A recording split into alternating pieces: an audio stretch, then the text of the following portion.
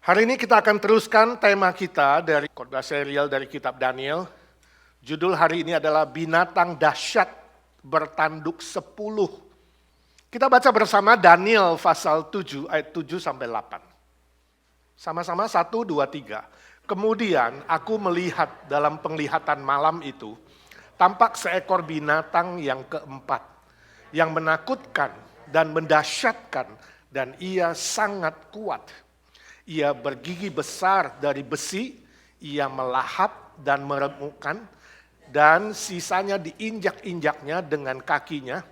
Ia berbeda dengan segala binatang yang terdahulu, lagi pula ia bertanduk 10.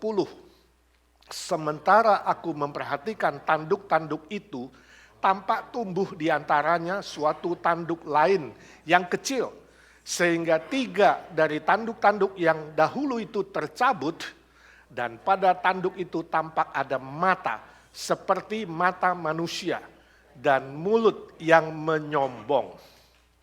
Saya tambahkan ayat 24. Ke-10 tanduk itu ialah ke-10 raja yang muncul dari kerajaan itu. Sesudah mereka akan muncul seorang raja. Dia berbeda dengan raja-raja yang dahulu dan akan merendahkan 3 raja. Saudaraku, saya baca sebuah cerita, suatu hari ada seorang yang pergi keluar kota dengan truknya, pickup truk. Mungkin dia mau bisnis atau apa. Dalam perjalanan pulang ke kota kecilnya, dia lihat ada seekor babi di pinggir jalan. Ya, kelihatan lucu.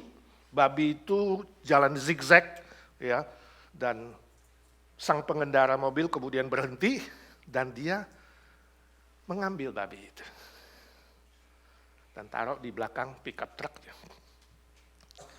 Ya, lalu dia menyetir menuju ke kotanya. Nah, waktu mendekat ke kotanya, dia merasakan kok truk belakangnya goyang-goyang, dia menoleh, ternyata babi itu zigzag-zigzag ya di belakang. Ya, kelihatan lucu, lalu dia pikir, bagus juga ini babi kalau dijadikan binatang peliharaan. Ya, dia senang. Lalu dia tenang, oh ternyata babinya main-main, dia pikir. Udah masuk ke dalam kota, seorang polisi melihat ini apa-apaan. Ya, kok ada babi zigzag di belakang truk, jadi dia diberhentikan. Polisinya tanya, ada apa-apaan? Kenapa kamu bawa babi di belakang dan babinya kelihatannya lagi bingung, zigzag. Dan ini bisa bikin masalah. Lalu orang itu cerita, Pak polisi, tadi aku sebelum masuk kota ketemu babi ini, saya pikir dia bisa jadi binatang peliharaan saya, kelihatan lucu juga. Polisi bilang, saya mau kamu bawa babi ini ke kebun binatang. Lalu pengendara itu berkata, baiklah Pak polisi. Lalu dia menyetir pergi. Besok paginya ketika polisinya masih menjaga lalu lintas, dia lihat pemuda ini lagi yang kemarin bawa truk. Babinya masih di belakang. Zigzag lagi. Polisi berhentiin. Dia bilang, bukankah kemarin aku sudah bilang, bawa babi ini ke kebun binatang. Lalu sang pemuda menjawab, Pak, kemarin sudah saya bawa ke kebun binatang. Dan kami punya waktu menyenangkan. Dan hari ini saya bawa dia nonton sepak bola. Saudaraku, alangkah indahnya ya kalau kita punya seekor binatang peliharaan yang lucu, bukan? Yang bisa memberi kesenangan, yang bisa memberikan sukacita, waktu-waktu kebersamaan yang dinikmati, ya, bisa ke kebun binatang, bisa ke bioskop, bisa nonton sepak bola. Saya nggak tahu saudara pernah punya binatang luar biasa itu. Hari ini yang kita baca sebenarnya terbalik. Kita rindu melihat binatang yang indah, baik, dan manis. Tapi sebaliknya firman Tuhan yang kita baca hari ini memberitahukan kita sebaliknya. Binatang keempat yang muncul dari dalam laut yang dilihat oleh Daniel itu justru binatang yang sangat-sangat mengerikan. Sangat dahsyat. Sangat menakutkan. Sekali lagi, dalam pelajaran ini kita tidak boleh mengartikan penglihatan Daniel secara hurufiah. Tapi kita harus mengartikannya secara simbolik. Lalu apa maknanya? Apa artinya binatang yang keempat ini? Saya yakin kita juga udah belajar 3 sebelumnya yang semuanya simbolik. Ya, singa bersayap burung Raja Wali itu adalah Babel. Ya, beruang ganas pelahap 3 tulang rusuk itu adalah Media Persia yang menaklukkan Babel. Dan kemudian minggu lalu kita belajar macan tutul dengan 4 sayap dan 4 kepala. Itu adalah Yunani di bawah Alexander Agung yang telah menaklukkan Media Persia. Lalu hari ini kita melihat ada seekor binatang yang terakhir, binatang keempat yang dilihat oleh Daniel, sangat-sangat unik. Tidak disebutkan namanya. Tidak disebutkan namanya. Sebab dia berbeda sama sekali dengan binatang apapun yang pernah ada di muka bumi ini. Makanya tidak diberikan namanya. Tapi diberikan keterangan di situ. Ya, ciri khasnya binatang yang dilihat oleh Daniel. Ya, sangat menakutkan, mendahsyatkan, sangat kuat, bergigi besar dari besi, melahap dan meremukkan mangsanya, kakinya kuat bisa menginjak-injak mangsanya sampai gak ada yang tersisa. Ya. Ia berbeda sama sekali dengan semua binatang, termasuk 3 binatang sebelumnya. Dan dia bertanduk 10. Jadi gambaran seperti ini, kita ingat Daniel pasal 2 ayat 40. Yang mengatakan bahwa penglihatan Nebukadnezar yang diizinkan oleh Tuhan yang kemudian diartikan oleh Daniel, ya, ada seekor binatang seperti itu yang sangat ganas dan sangat mengerikan. Lalu dari catatan sejarah kita tahu kerajaan itu adalah kerajaan apa? Romawi. Kerajaan Romawi yang sangat kuat. Itu pernah saya jelaskan di dalam pasal 2. Ya. Dan hari ini ditegaskan kembali secara detail, lebih detail. Ya. Bahwa ketika muncul kerajaan Romawi yang sangat kuat, semua kerajaan yang ada ditaklukannya, termasuk Yunani. Yunani yang termasuk kerajaan paling besar pada zaman itu, di zaman Alexander Agung, pun ditaklukkan oleh Romawi setelah Alexander mati.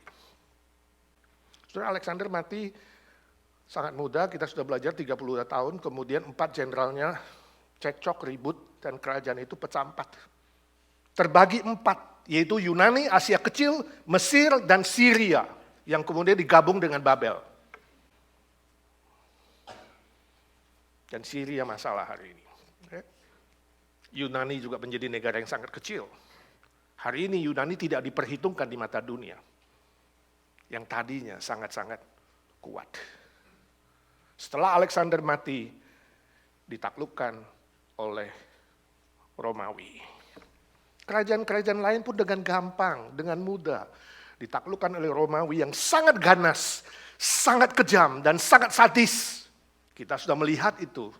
Ya, sampai abad pertama sampai keempat, ketika kekristenan mulai, Romawi sangat-sangat kejam terhadap kekristenan dan negara-negara lainnya. Tidak heran kerajaan Romawi bisa bertahan 500 tahun, saudara.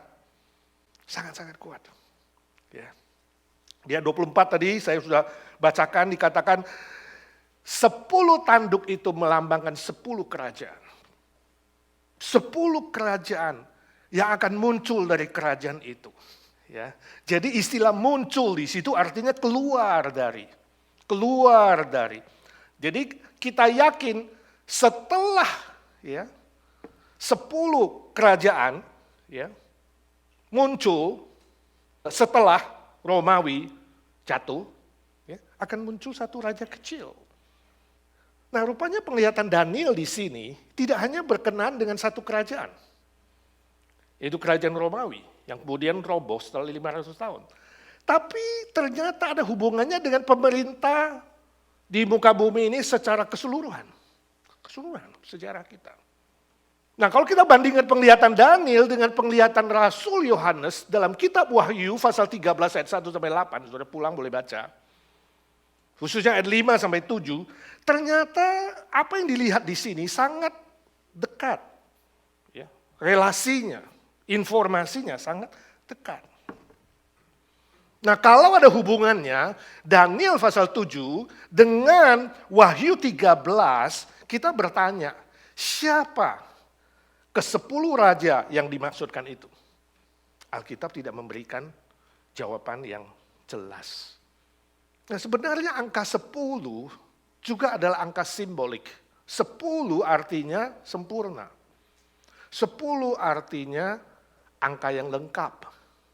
Jadi kita yakin ya, menurut kehendak Allah ya, setelah jatuhnya Romawi nanti yang dahsyat itu muncul 10 kerajaan, belum tentu jumlahnya 10, tapi lengkap menurut waktu dan cara Tuhan.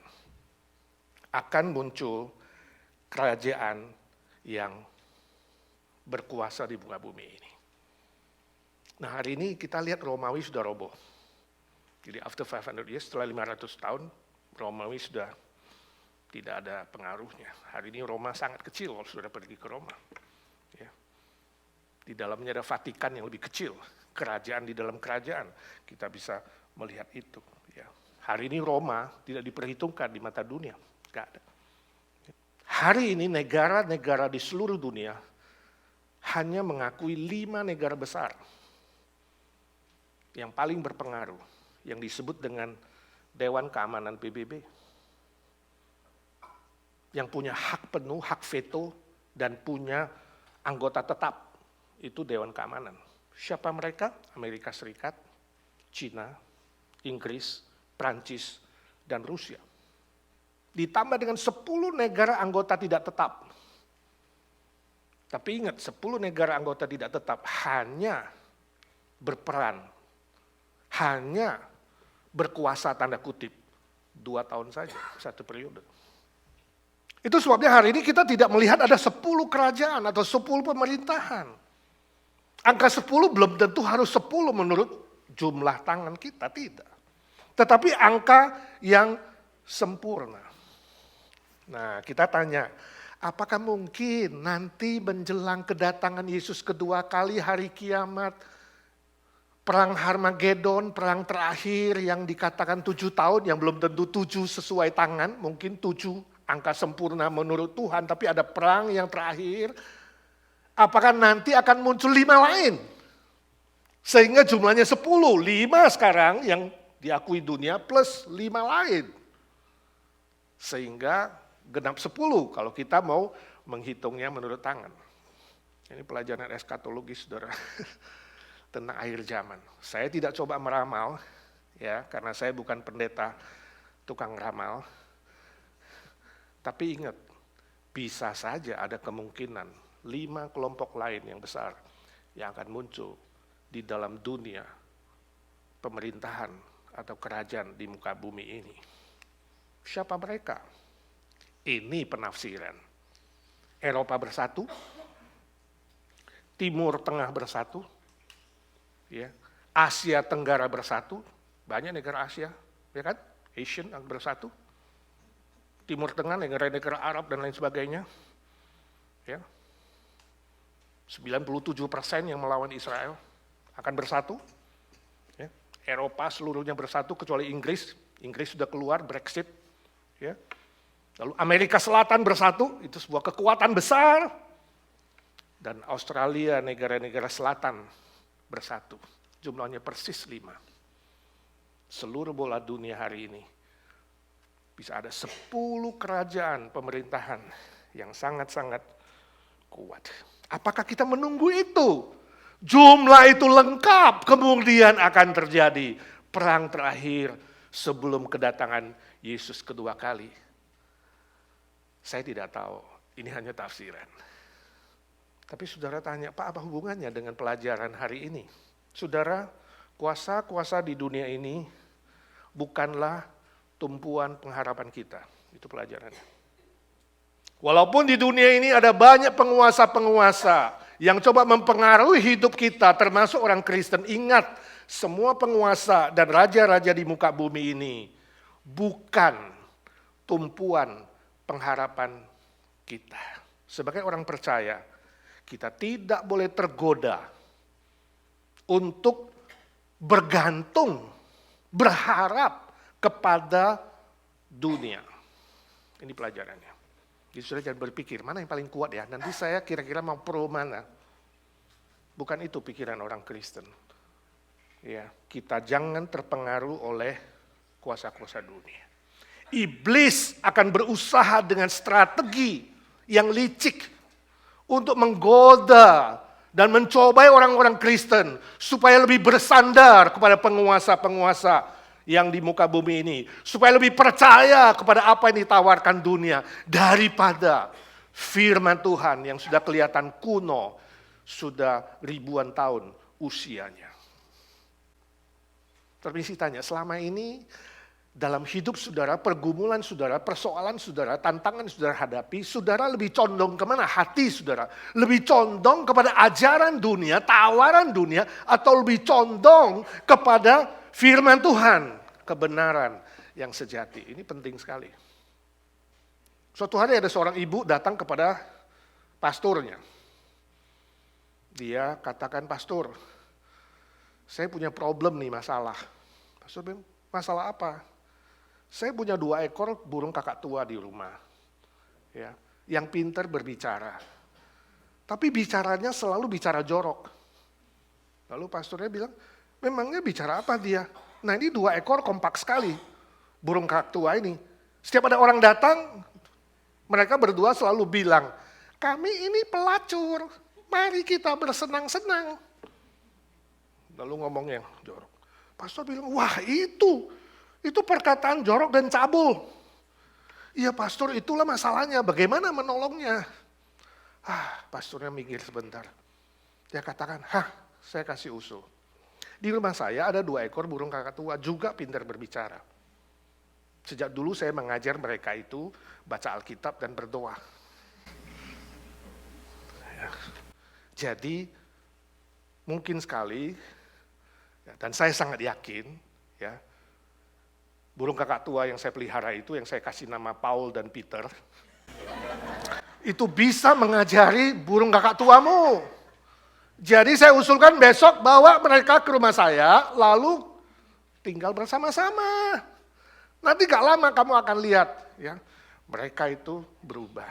Oh baiklah pastor, katanya. Jadi si wanita itu pulang, besoknya dia bawalah 2 ekor burung kakak tuanya ke rumah si pastor. Wah begitu masuk dia lihat Paul dan Peter, ya, pegang tasbih itu ya, doa. Wah, hebat juga pikir si wanita ini. Lalu pastor bilang, ya udah taruh di situ sangkarnya mereka, masukkan ke dalam. Masukkan ke dalam. Keduanya masih berdoa. Gak lama ini 2 ekor yang perempuan bersuara. Halo, kami adalah pelacur, mari kita bersenang-senang. Lalu kesepian sebentar, sepi gak ada suara. Tiba-tiba Peter berkata, Paul, letakkan tasbihmu. Ternyata Tuhan sudah mendengar doa kita. Ini hanya cerita humor saja. Tapi mengajar kita, ilustrasi ini mengajar kita bahwa di dalam menghadapi cobaan dan godaan, apa yang menjadi peganganmu? Hatimu condong kemana? Ketika ada tawaran-tawaran dunia yang menggiurkan, tawaran-tawaran yang dunia secara perlahan dan strategis untuk mulai menyimpangkan, membelokkan pikiranmu dan hatimu dan jalanmu, apakah kamu mudah tergoda dan terjatuh? Ingat saudara, firman Tuhan bilang jangan terpengaruh oleh godaan dunia dan keinginannya. Sebab semua itu menuju kebinasaan. 1 Yohanes pasal 2, 15-17. Semua godaan dan keinginan dunia sedang menuju kebinasaan. Barang siapa yang bersahabat dengan dunia, sama dengan memusuhi Tuhan Allah.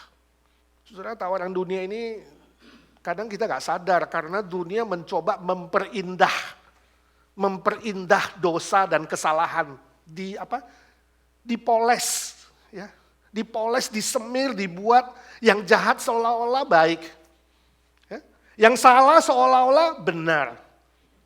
Yang dosa seolah-olah bukan dosa. Dipoles istilahnya, misalnya aborsi disebut apa?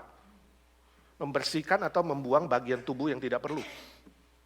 Jadi wanita punya pilihan, saya cuma membuang bagian tubuhku yang aku gak perlu, yang mengganggu aku. Padahal seorang bayi dibunuh. Bunuh diri disebut apa? Kematian yang indah, euthanasia. Ya. Karena kamu makan bubur plus bubuk khusus, tidur gak bangun-bangun, indah. Daripada sakit-sakit. Ya. Mencuri, usaha transfer secara kreatif. Berselingkuh, affair, kesenangan. Suka terlambat, gak dibilang terlambat lagi, reschedule jam ketibaan. Cerewet, komunikasi verbal yang berlimpah. Malas, energinya menurun. Padahal malas. Pemarah, perasaannya ekspresif. Padahal pemarah. Masuk penjara, training di tempat rehabilitasi. Padahal masuk penjara, saudara. Gosip, transfer informasi hampir faktual, secara cepat. Ini dunia. Semua istilah-istilah kesalahan dan dosa mulai dipoles, saudara. Sehingga kita tidak punya lagi rasa bersalah. Sangat-sangat berbahaya. Yesus bilang kalau iya, kamu bilang iya. Tapi kalau tidak, kamu bilang tidak. Lebih dari itu, datangnya dari si jahat. Saya tidak tahu hidup saudara. Mungkin kamu berhadapan dengan tantangan dan cobaan sedemikian. Mana yang kau pilih? Berani gak kamu ambil resiko, tetap pegang firman Tuhan, tetap percaya kebenaran dan mengatakan kebenaran, walaupun ada resiko. Saya gak tahu resikonya apa. Kadang-kadang kalau kamu tidak mau ikut dunia, kamu gak dapat order. Ya? Kamu gak dapat kerjaan, kamu tidak diperhatikan, kamu gak punya teman, kamu ditinggalkan. Siap gak saudara menerima resiko apapun? Tapi engkau berada di pihak Tuhan, bukan di pihak si jahat. Selanjutnya dikatakan pada tubuh, ya pada binatang itu, ya tubuhnya tumbuh satu tanduk kecil. Lalu ketiga tanduk lain yang lebih besar itu tercabut. Dan pada tanduk kecil itu tumbuh mata, ya, mirip mata manusia. Nah, kita sudah tahu tanduk adalah simbol dari kerajaan. Nampaknya muncul kerajaan kecil yang akan mengalahkan 3 kerajaan yang lebih besar. Ya. Dan kerajaan kecil itu punya mata mirip mata manusia. Istilah mirip mata manusia berarti penglihatannya, ya, terbatas, seperti manusia, terbatas. Pengetahuannya terbatas. Dan mulutnya menyombongkan dirinya. Nah, kalau saudara baca di rumah ayat 25, di situ menjelaskan bahwa mulut manusia yang menyombong itu artinya dia akan memakai mulutnya untuk menghujat nama Allah. Nah, ini juga sejajar dengan Daniel pasal 2. Jadi mulut yang menyombong itu dia menghujat nama Tuhan dan dia memakai mulutnya itu untuk menganiaya orang-orang Kristen, orang-orang percaya. Namun, sekali lagi, penglihatannya, pengetahuannya, kuasanya terbatas sebab dia hanyalah seorang manusia saja. Nah, pertanyaannya, siapa dia? Si satu itu. Siapa dia yang satu yang kecil itu? Sekali lagi Alkitab tidak berikan indikasi yang sangat jelas. Tapi dari apa yang dikatakan oleh Rasul Paulus dalam nubuatnya di 2 Tesalonika pasal 2 ayat 3 sampai 4, Dia menyebut sebelum Yesus datang kedua kali akan muncul satu orang manusia yang disebut dengan manusia durhaka. Saya pulang baca 1 Tesalonika pasal 2. Ya. Dan manusia durhaka ini akan meninggikan dirinya dan dia akan dipuja atau disembah oleh banyak manusia. Lalu kitab Wahyu pasal 13 dan 1 Yohanes pasal 2 mengatakan dia itu adalah si antikristus yang bersifat tunggal. Jadi antikristus ada dua, antikristus yang jamak, semua ajaran, semua aktivitas yang melawan Kristus, antikristus. Sudah muncul pada zaman Yohanes abad pertama.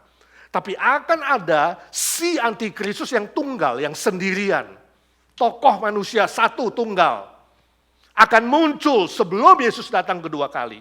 Disebut manusia durhaka. Ini yang belum muncul ke permukaan sejarah umat manusia. Nah, si antikristus ini akan menaklukkan sekaligus memimpin 3 kerajaan besar. Yang lebih besar dari dia. Hebat ini si antikristus. Untuk apa? Untuk melawan Tuhan, menghujat Tuhan, dan menganiaya orang-orang percaya atau orang Kristen. Jadi saudara masih mau panjang umur gak sampai datang si antikristus? Ini penderitaan pasti lebih berat. Ya kan? Yesus bilang di Matius 24, akan ada penderitaan yang sangat-sangat besar yang belum pernah terjadi. Yaitu kapan? Waktu si antikristus muncul. Belum pernah ada penderitaan yang lebih besar yang pernah terjadi di muka bumi. Jadi kita masih diperingatkan. Apa yang kau alami sekarang ini seperti COVID-19, nothing. Kecil. Nanti si antikristus datang, penderitaannya sangat besar yang belum pernah terjadi dalam sejarah manusia. Mengerikan ya. Tapi Yesus bilang demi orang percaya, waktunya akan diperpendek.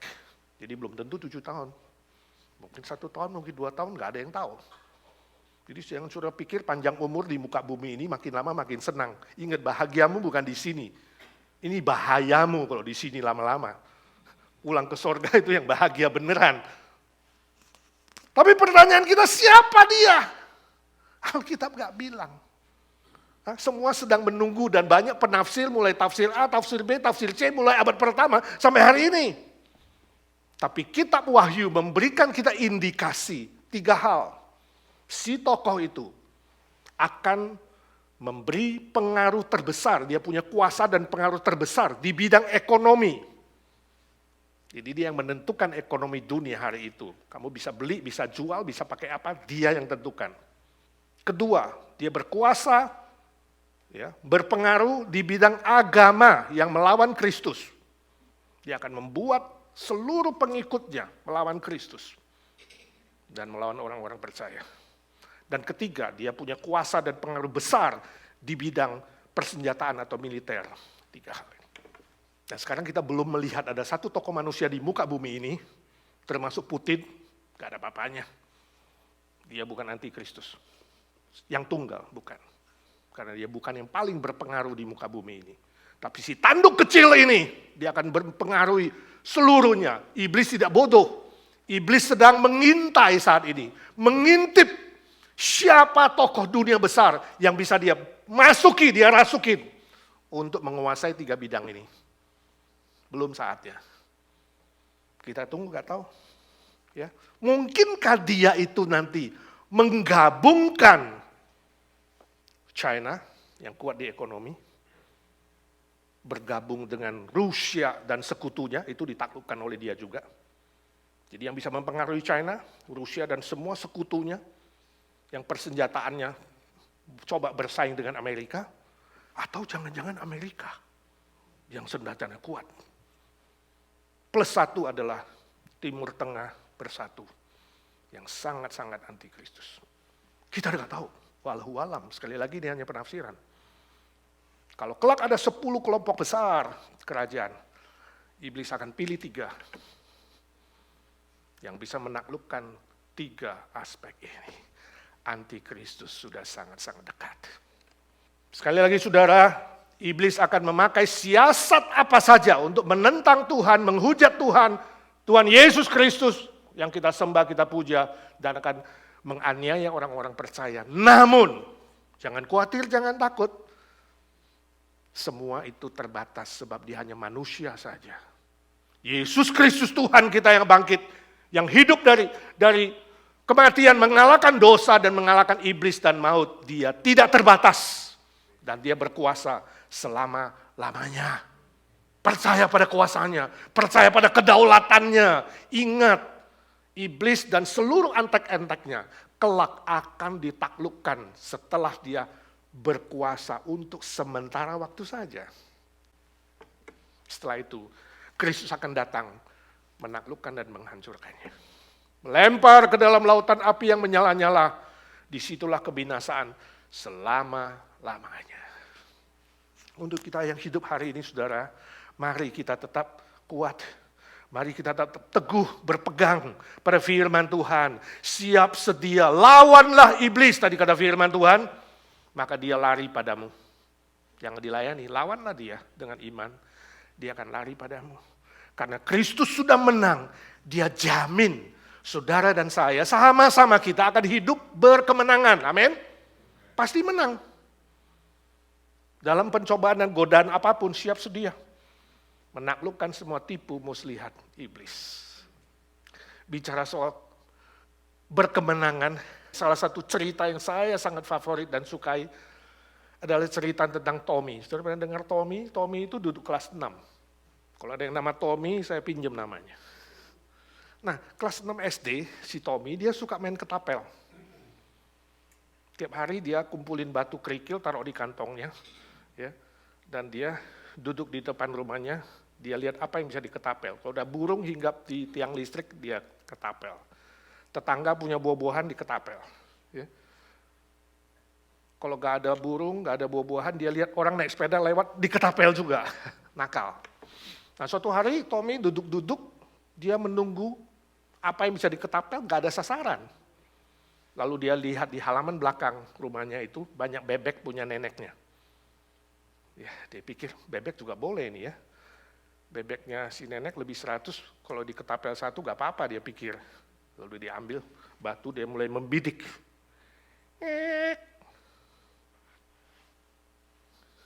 Oh itu, yang kepala putih. Langsung kena saudara, satu kali ketapel, tepat sekali. Bebeknya langsung muter saudara. Buk, mati. Buk mati, sini buk takut. Kalau dosa langsung takut kan? Bunyi langsung suaranya lebih kencang. Duk dik dak dik duk dik dak dik duk dik dik dik.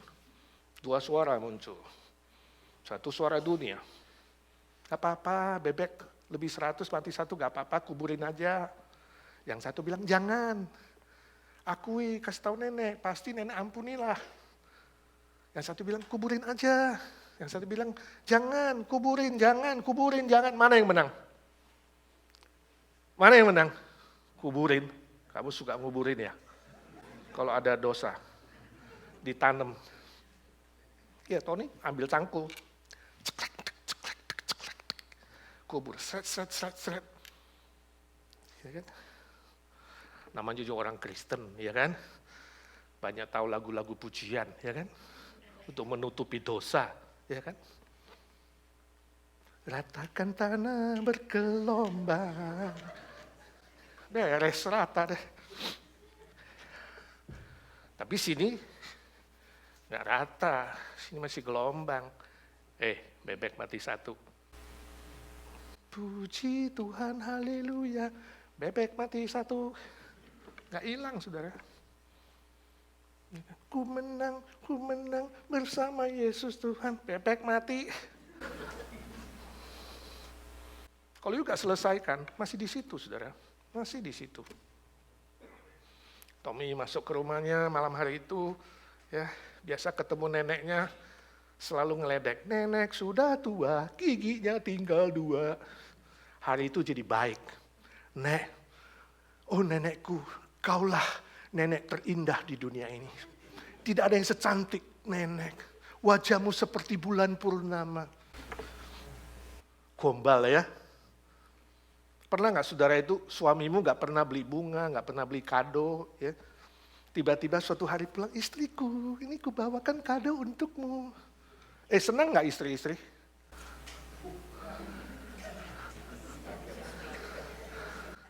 Nggak pernah beli kembang, nggak pernah beli kado, tiba-tiba pulang suami bawa kado. Bu ibu jangan senang dulu. Mikir. Ada apa ini? Orang jarang berbuat baik, tiba-tiba berbuat baik sangat-sangat hebat. Itu ada sesuatu yang mau ditutupi. Betul? Tanya, di balik bakmi ada udang nggak? Jangan coba menutup dosa dengan perbuatan baik, tetap bau. Jangan kuburkan dosamu dengan usaha apapun, tetap mengganjel di sini. Jangan kira kalau kamu berdosa gak ada yang tahu. Ingat ada 4 yang tahu. Pada detik yang sama ada 4 yang tahu. Kamu sendiri, Tuhan, malaikat, dan iblis. Dan ini akan berperang dalam hati kamu. 2 suara. Terus akan berperang. Malam hari mereka makan bersama, sekeluarga, gak punya pembantu, sederhana. Selesai makan, mamanya Tommy tanya, siapa cuci piring hari ini, siapa giliran? Lalu Tommy bilang, Cici, kakaknya, memang mereka berdua. Cici, Ma. Cici yang bilang, Tommy, Cici. Cici, lihat dong itu schedule. Ya, schedule begitu jelas, Cici cuci piring. Cicinya bilang, bebek. Cuma 1 kata kecil aja. Tommy langsung bilang, ya Ma, schedule-nya salah, Ma, salah. Yang benar pun disalahin. Demi menutup ini. Ingat, you gak akan hidup kemenangan sebelum kau bereskan di dalam kamu. You tetap akan hidup di dalam keraguan, di dalam keberdosaan kalau kamu tidak bereskan di dalam kamu. Malam itu Tommy cuci piring, hatinya sedih. Kok Cici tahu ya? Dan cicinya berperan seperti iblis yang tahu dosamu, yang tahu kesalahanmu. Besok pagi cicinya bilang, Tom, minta uang jajanmu. Tommy bilang, Ci, ini cuma dikasih noban nih 20.000 mau beli bacang. Nanti gue makan apa dong di sekolah? Lu kasih gak? Bebek nih. Cuma 1 kata aja, langsung dikasih noban. Kelaparan di sekolah. Pulang sekolah, cicinya bilang, Tom, tolong dong nih PR gue 10 halaman belum dicatat nih. Catat. Aduh Ci, gue juga banyak PR, 10 halaman. Lu mau gak? Bebek nih. Iya deh, bikin PR. Malam hari ulang lagi cuci piring. Siapa cuci piring? Cici, Tommy, Cici. Bebek. Ya Tommy, Ma, Tommy. Cuci lagi. Dibelenggu. Kalau kamu tidak selesaikan dosamu, kamu dibelenggu seperti kerbau ditusuk hidungnya. Iblis akan bawa kamu.